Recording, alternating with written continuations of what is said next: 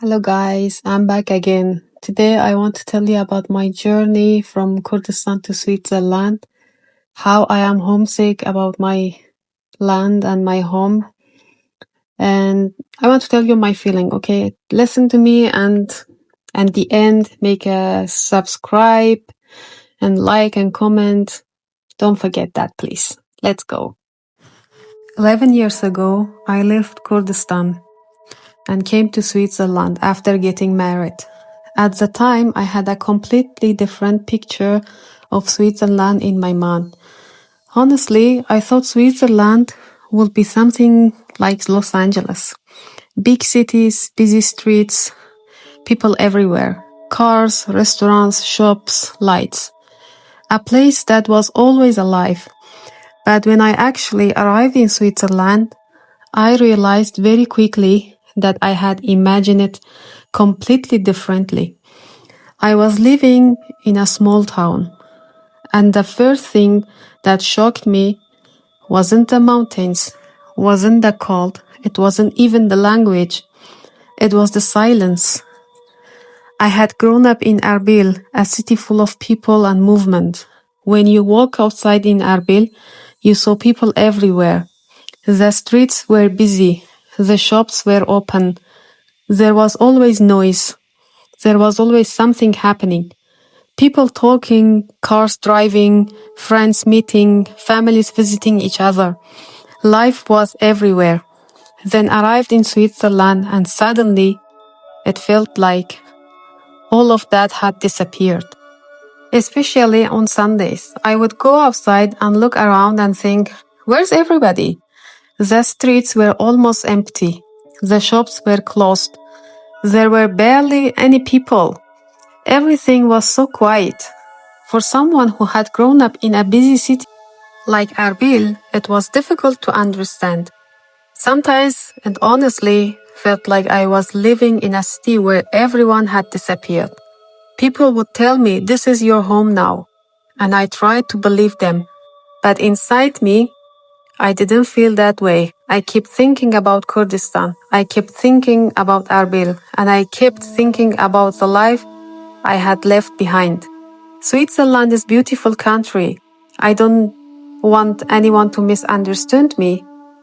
It is really beautiful. The mountains, the lakes, the clean streets, the peaceful towns. There are so many things I appreciate about living here, but even after 11 years, I have never had that feeling inside me that says this is my final home. I have always had this strange feeling that one day, somehow, I'm going to live. Maybe not this year, maybe not next year, maybe 10 years from now. I don't know, but somewhere inside me, there has always been this feeling. One day you are going back. And I think that feeling started during my very first days in Switzerland.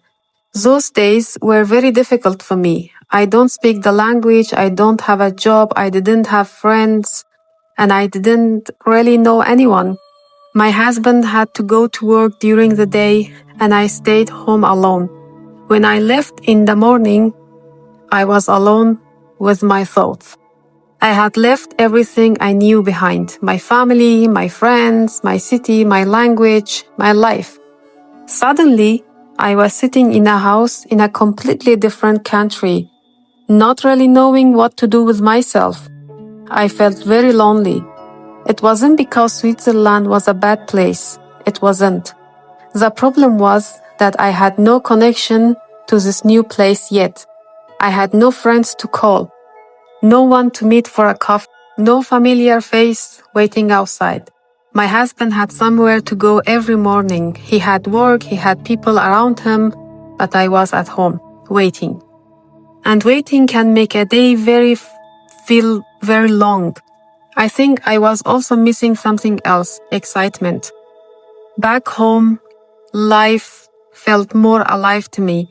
There were people everywhere. There was noise, there was movement, there was always something happening. Here, everything felt calmer, more organized, more peaceful, and yes, beautiful. But for me, at the time, it was almost too quiet. I think people need different things. Some people love peace and quiet. Some people love mountains and empty streets. But some people need noises, like me. They need people around them. They need energy. They need something happening. I was one of those people, and I remember telling my husband again and again, we should go back. I said it many times, but this answer was always, no, I can only build my life here. At that time, I didn't really know what that meant for me. I just knew that I missed home. Then a few months later, I became pregnant. And when my daughter was born, something inside me changed. Life became a little easier. I wasn't spending the entire day alone anymore. I had my little girl. I started making new friends. I would take my daughter to the park. We would go outside together. Slowly, little by little, I started feeling better. But I still missed Kurdistan. Then, for the first time after almost 2 years, I went back. I remember the trip so clearly.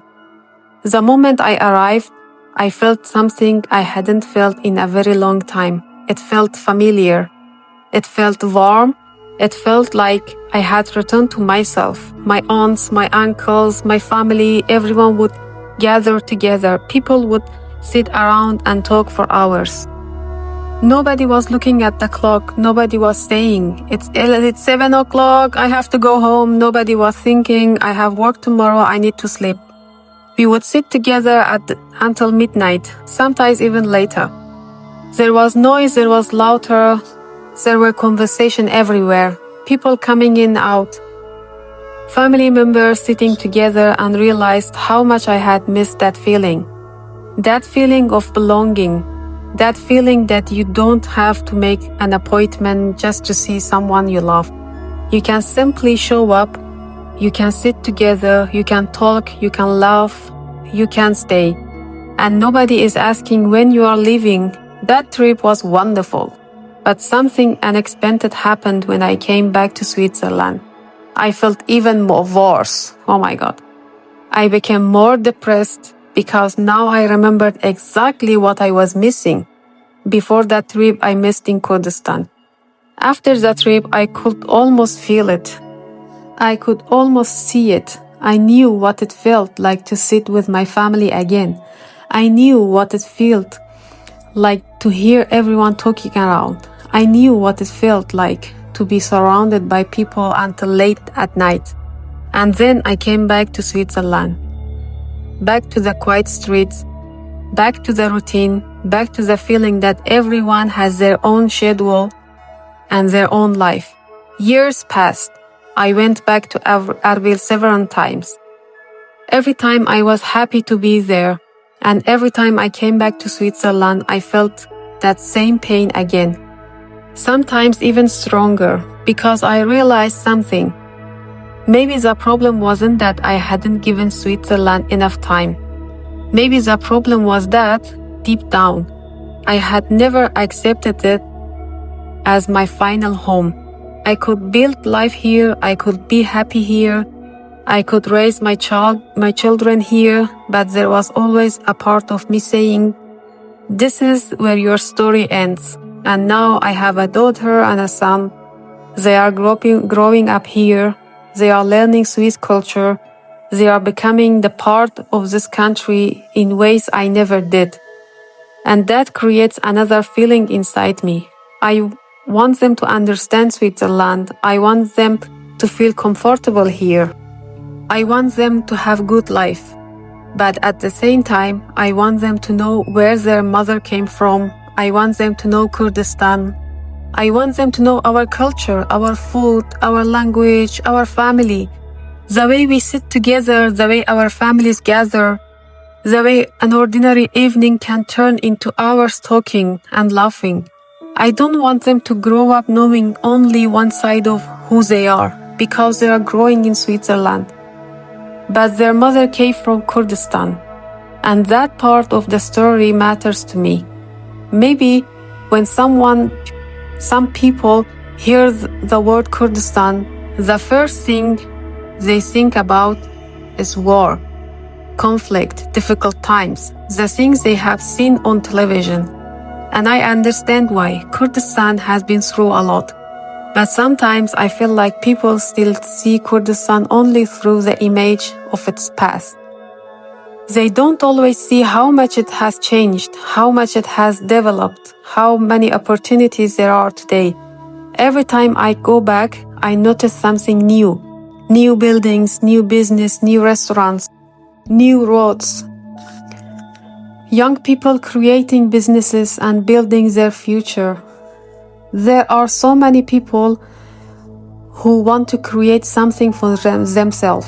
And when I look at all of this, I sometimes think, why do people still see only the Kurdistan of the past? For me, Kurdistan isn't only a place where I was born. It's a place that is changing, a place where I can still see possibilities. And maybe that's one of the reasons I keep thinking about going back. Sometimes I even think maybe one day Kurdistan will become the Dubai of the region. Maybe that sounds like a big dream. But when you love a place, you don't only see what it is today, you also see what it could become. And that's how I look at my homeland. I see its problems. I know it's perfect, but I also see its potential. I see the opportunities, I see the energy. I see young people who want to build something. And I see a place that is still growing. That's why when I talk about I'm going back, I'm not talking about going back to the past. I'm talking about going forward in my homeland.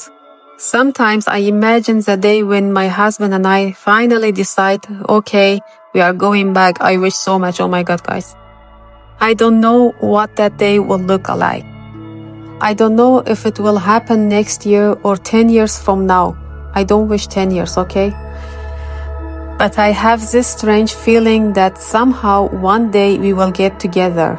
And maybe when that day came, I will look around and think, finally, I am home, my homeland, my Kurdistan, the place I left 11 years ago, but never truly left behind. Because maybe that's the strange thing about immigration. You can leave a country, you can build a new life somewhere else. You can fall in love, you can get married, you can have children, you can create a home. You can even be happy, but sometimes a part of your heart stays exactly where you left in. Mine stayed in Kurdistan. And maybe one day I will go back and bring it with me. Sometimes I ask myself, am I making a mistake by being so attached to my homeland? Why do I still miss it this much?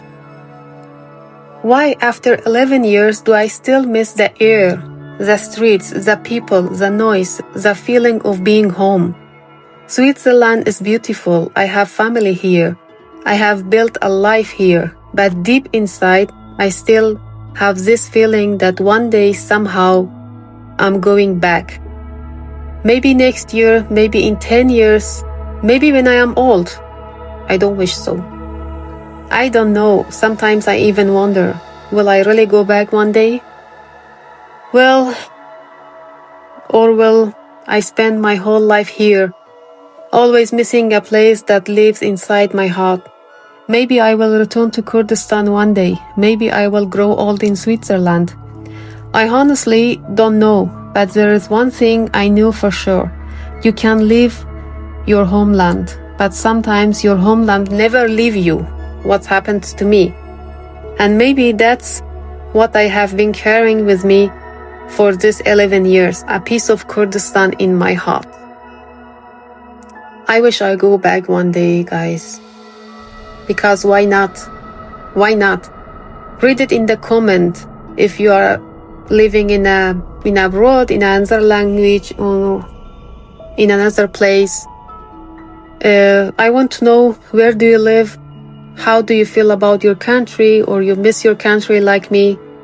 And like and share and comment and subscribe. And this all shit together, okay guys? Thank you for listening or watching, or what did you do? Thank you so much. Love you guys. Bye.